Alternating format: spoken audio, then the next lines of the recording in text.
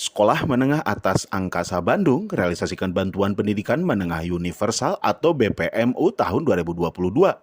Dengan bantuan operasional tersebut dapat membantu sekolah, baik pelaksanaan KBM maupun honor tenaga kependidikan. SMA Angkasa Bandung dipimpin Ruri Septiastuti yang menjabat selaku kepala sekolah kurang lebih 1 tahun hingga dapat meningkatkan prestasi siswa-siswi. Ia berharap prestasi yang diemban agar dapat ditingkatkan, serta bakat dan minat agar dilaksanakan dengan sebaik-baiknya.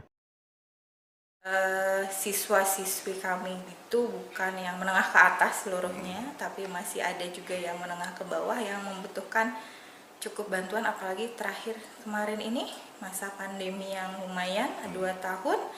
Jadi dengan bantuan dari pemerintah ini sangat-sangat membantu bagi terlaksananya operasional sekolah.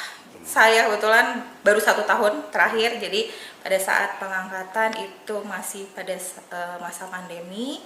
Tapi alhamdulillah putra-putri dari kami gitu ya, untuk yang pertama dilihat kalau dari segi kognitifnya, output dan hasil dari siswa kami sudah sangat baik, bahkan meningkat dari tahun yang kemarin. Untuk masuk ke perguruan tinggi negeri itu ada peningkatan dari sejumlah hanya 10 orang, akhirnya sekarang sudah 17 orang gitu ya.